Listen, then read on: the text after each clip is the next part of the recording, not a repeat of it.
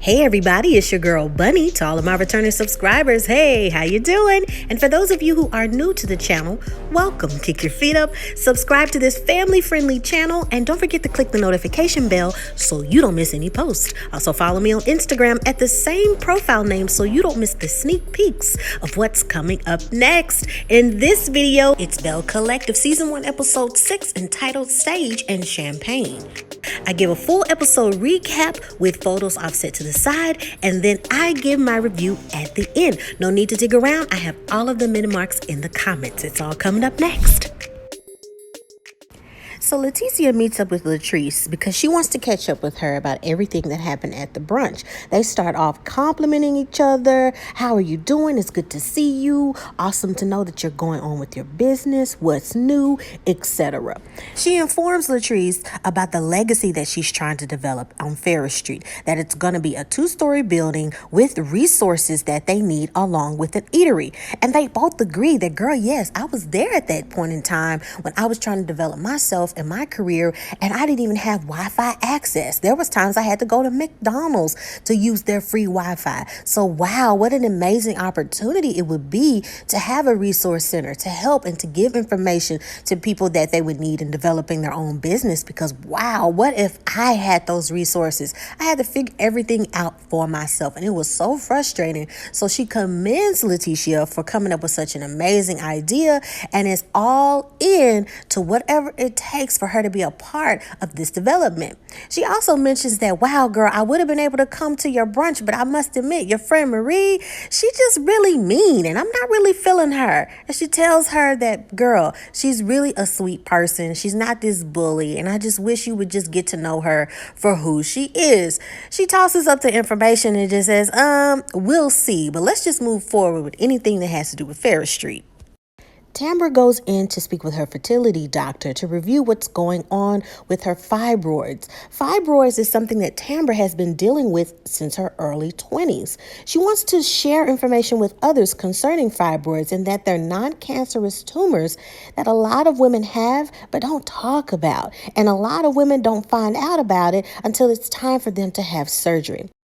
Dr. Perry informs her that we can talk about any and everything that you want to talk about. But let's assess our current status.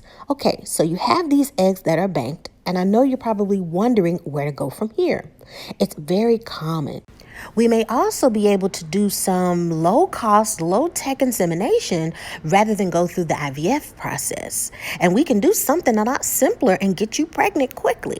And Tambra wants to move on with that information, but first wants to get imaging before she gets too excited.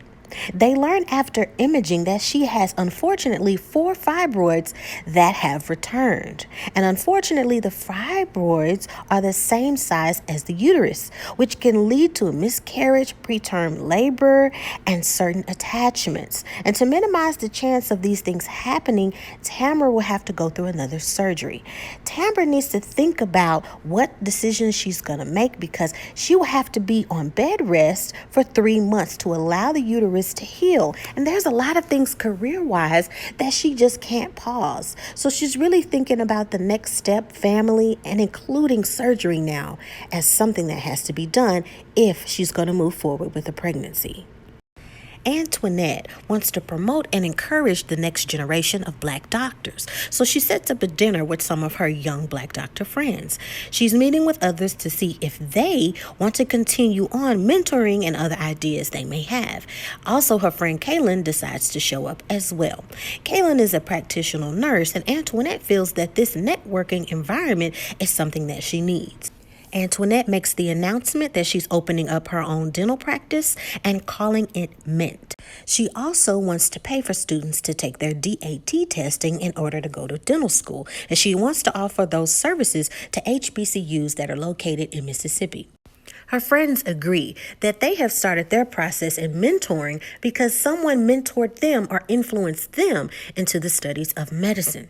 Kaylin meets with Antoinette, talks with her to the side and says, wow, the more exposure and understanding that I get, like especially from that last bruncheon, I was in a situation where I didn't speak much. I didn't have much representation. So I'm getting a salt grain of maybe what you went through. And now I kind of have more empathy and sympathy for you, Antoinette. And Antoinette says, well, I'm glad that you're understanding that no one is attacking you. Everyone is just sharing their experiences.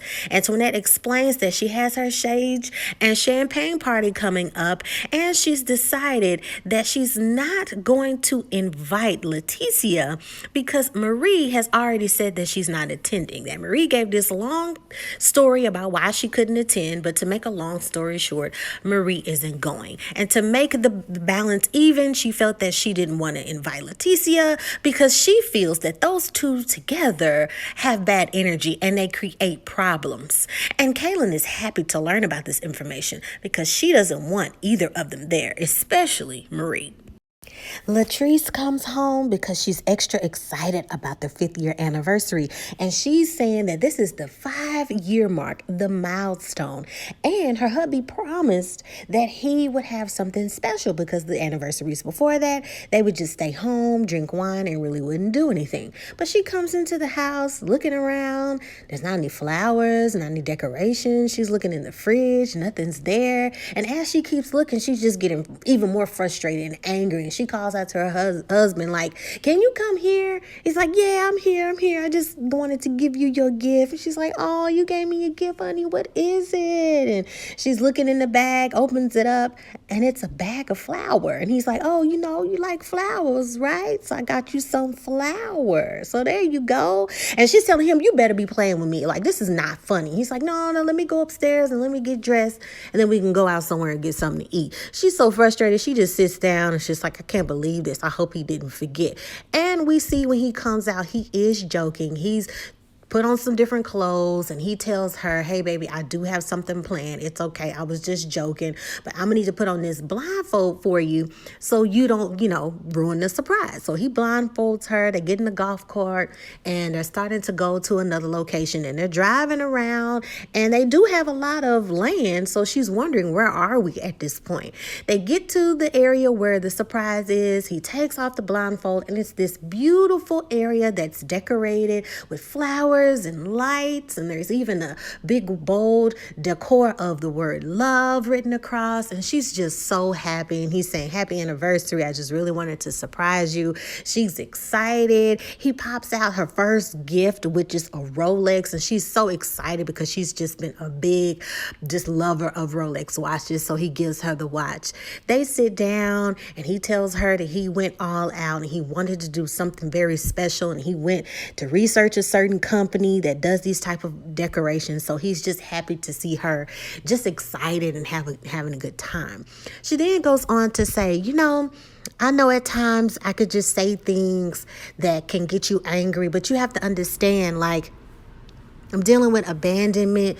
My ex-boyfriends, they really weren't there and I lost them to either jail or they died. My dad, he got taken away, my 2 brothers.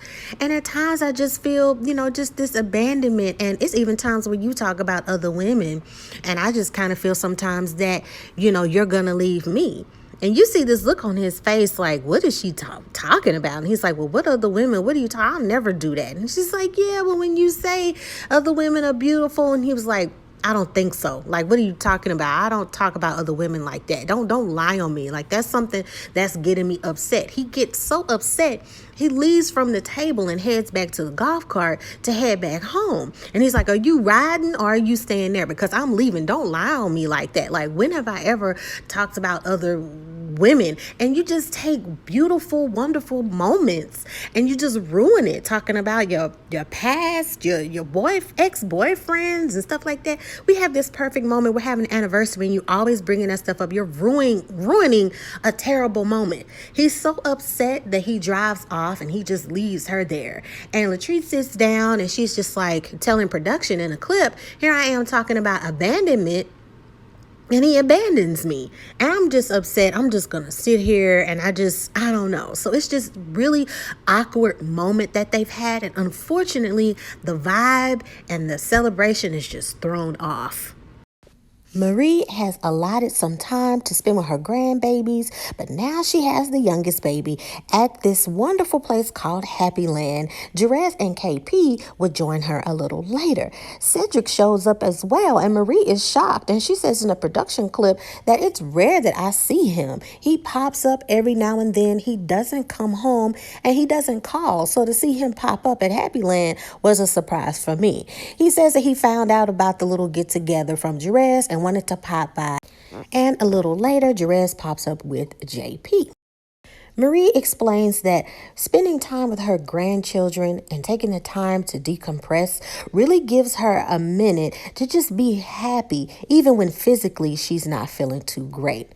In 2016, Marie was diagnosed with lupus, and she was bedridden for 1 year. She takes over 12 pills a day just to focus. Lupus is a disease that attacks your immune system. So Marie says that I have my good days and I have my bad days. There are days when I feel fabulous, but on the inside, the battle is for real. Jerez also mentions to his mom that the counseling sessions did help him a lot. He realized how much that he didn't communicate and he held so much in. And then over a period of time, holding stuff in allows him to just have these outbursts and so much anger because things have built up over time. And Marie says that she's happy that he's learning to communicate more. They're talking to each other more, texting each other more. So the communication process is developing and is growing. Marie says that she's not being hard on him, but she needs him to understand that he's a dad and he has to step up in a lot of ways. He's in school, so he has to step up as a student. And also, out of the 10 businesses that she has, in order to take on anything, in order to create a business or in order to take on what she already has, he has to graduate with a degree. That is the requirement. She wants him to just not be so nonchalant about everything and take things seriously, because at any given point, unfortunately, she doesn't know how her health is going to turn, or if she'll have to be bedridden, or when she won't able to be there for her grandkids and babysit like she does sometimes. So he has to take a lot of things seriously. It's time for Antoinette's sage and champagne get together, and this is something she wanted to do in order to sage her new home and bring in more positive energy, and for everybody to bring their energy and wish her well, and especially christening her new home. Latrice says that she wants her to be happy and everybody's agreeing with her, and she realizes that her and Marie don't get along, but has to question, where is Marie? Everyone's here but her. And Antoinette says, well, Marie is delusional and she shouldn't be invited to any other things in the future. And Tambra is taken back by her body language and the way she's looking at Antoinette, as if she's just shocked that she would say a thing like that. Tambra says in a production clip that, man, it's okay if certain people don't get along, but for you to say certain things like that about she shouldn't be here and she shouldn't be there, instead of talking to her directly, but you're talking to other people about her and they don't know who she is. Wow, that's not empowering. We should be inspiring one another as Black women, and I don't like that. Tambra tries to lighten the mood a little bit by mentioning, what do you think about the Farish Street proposal that we learned about at the brunch? And Antoinette says, it was empowering. I liked it. It was a good idea. And it's really a big deal because it's something that can create legacy. Kaylin says, well, it's hard to be empowering when certain people, which I won't mention, are constantly taking off their shoes and earrings at a bruncheon. So I don't know. Tambra says, well, I can say for a fact that over the 5+ years I've done a bruncheon, that's never happened. And Antoinette says, well, let's just get more focused on what we're here for and move on, because we are not here for that. We are not here for that. And Tambra agrees and says in a production clip, she's absolutely right. It's her house, it's her event, so she gets to mention and not mention what she wants because we are in her home. So I agree that Antoinette was right in moving on and talking about something else.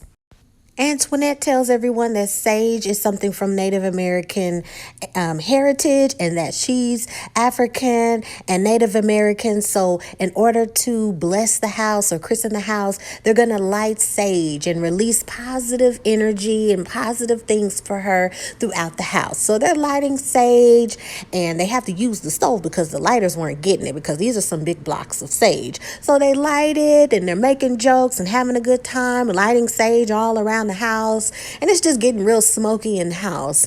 And then Latrice wants to have a little moment to go into her bedroom and she wants to sage that down because she says, we're gonna hope that a nice big black man comes into your life with these things that you need. So they're waving it around and they're having a good time and laughing until the smoke detectors start to go off throughout the house. So they have to open the doors and let the smoke out. So they have a good time and they move on and they have some good moments lighting the sage and, waving it around in the house.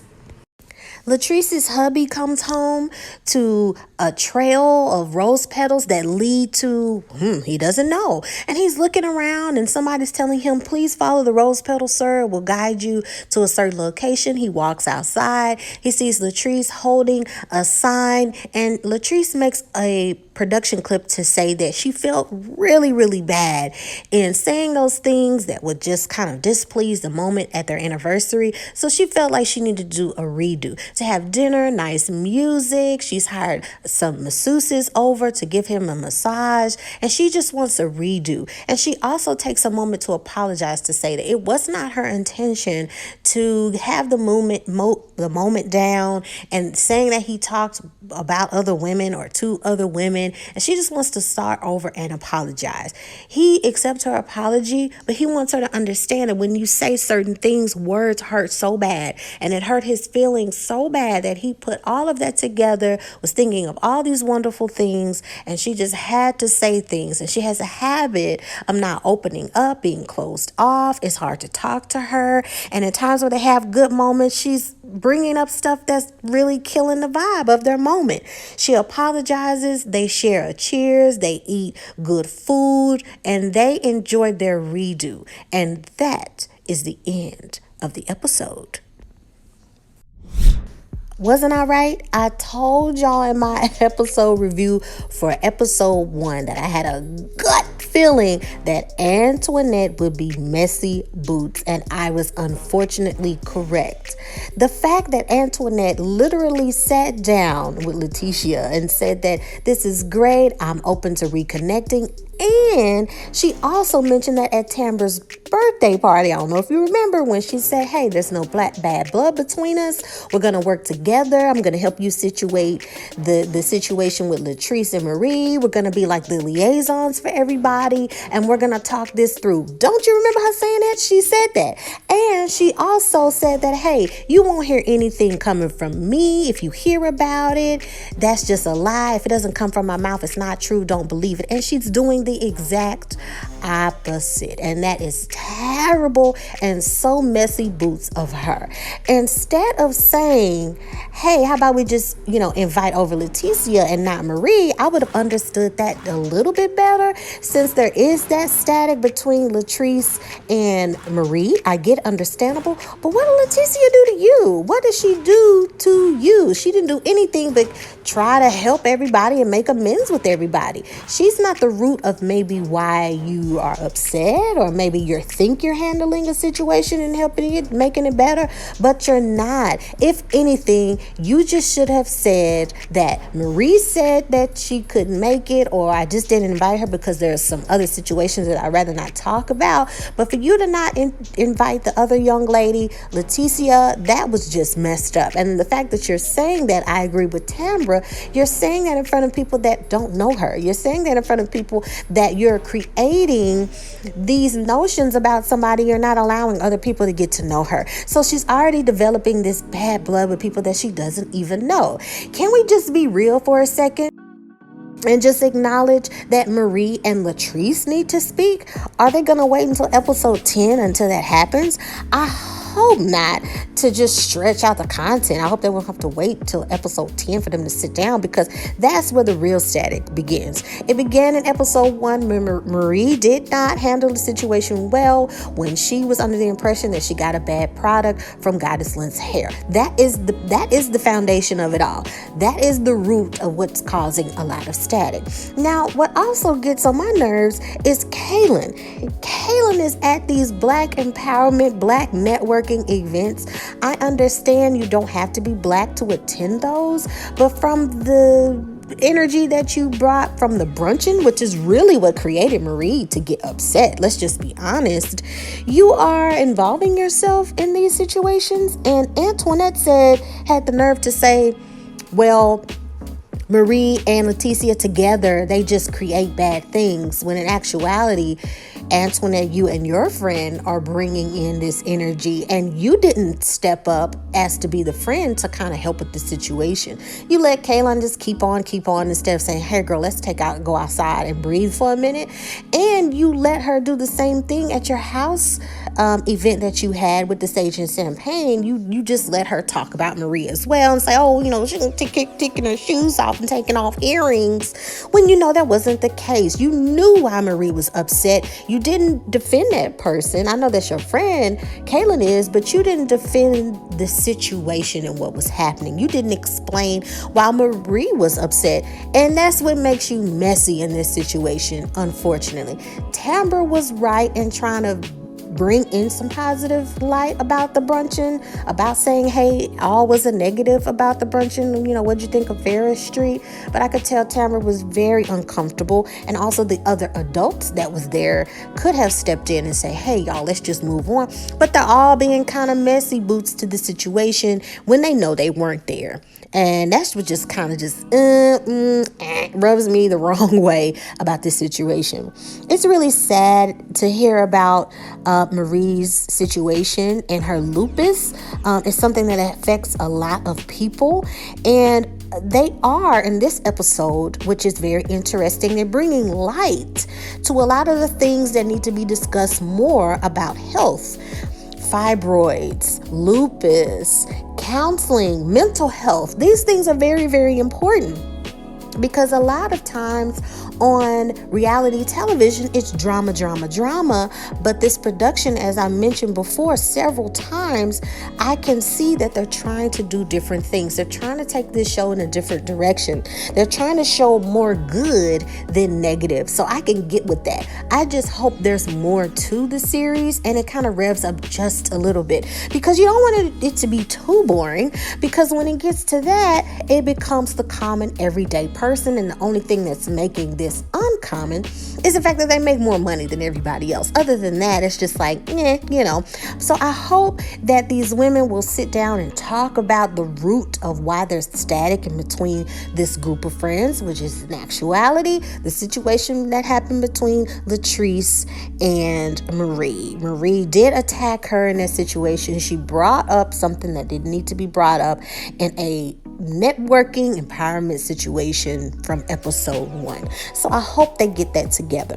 When it comes to Tambra and the fibroids, it's just really unfortunate. It seems like she's having to rush this situation and literally having to try to think, where does this fit in with my career development and my goals? It's something that a lot of women are dealing with now that we have this shift. And when it comes to Western society's view as quote unquote roles or responsibilities, when it comes to men and women, when it comes to family, children, career, all this stuff. So it's showing the balance of that, which is like, wow, it's this big dynamic. Also, I thought it was interesting how Latrice, she mentioned that she deals with abandonment, which is something that a lot of people deal with, right? But what I thought was very interesting is that she said she knows the root of her communication, the root of her not having relationships and opening up to people and saying certain things. It was that she felt that crying was a sign of being vulnerable and vulnerability being connected with weak. And she never wanted to show that she was weak. A lot of people think that. And she sums all that up in saying that all of those feelings and all of those things go back to my dad and how I feel about my dad and situations with my dad. Now you have to go deeper than that psychologically and say, is this the relationship and development that a lot of women do? Calling her husband zaddy and daddy and all of this. Is this your man / looking for the father figure in him? And I think the answer is yes. Did you see that as a double win in this man taking care of you as a father figure and then having this as your husband? It's a big dynamic because this I feel if I'm going to be abandoned, you're calling this man daddy. Now we know the sexual innuendos when it comes to slang and calling somebody zaddy or daddy and like he's like a cat. Like, come on now, we're not playing dumb. But we got to go deeper than that and think about how that evolved and how some people psychologically need to learn the difference of what that means. And we see this distinction within her relationship, and more people need to talk about that. Are you seeing your man as your daddy, as his father figure, is comforting you and consoling you as a father, or are you using that terminology just to be kitty-like and playful with your man? And in this situation, unfortunately, I see how more people are involving that, especially when it comes to having someone that's older than them using that word. And you really want to be careful on why you're calling somebody that, and if the relationship that you have with your father or lack thereof is the reason why you're doing that. Let me know what you think. Subscribe to this family-friendly channel. Thank you so much for listening to the recap of the episode and my review. Let me know your thoughts in the comments. Don't forget to follow me on Instagram at the same profile name. And until then, look out for the Queen Sugar recaps and reviews as the new entry and the playlist. Just look for that. Have a good one. Until next time, take care of yourself and each other. Bye.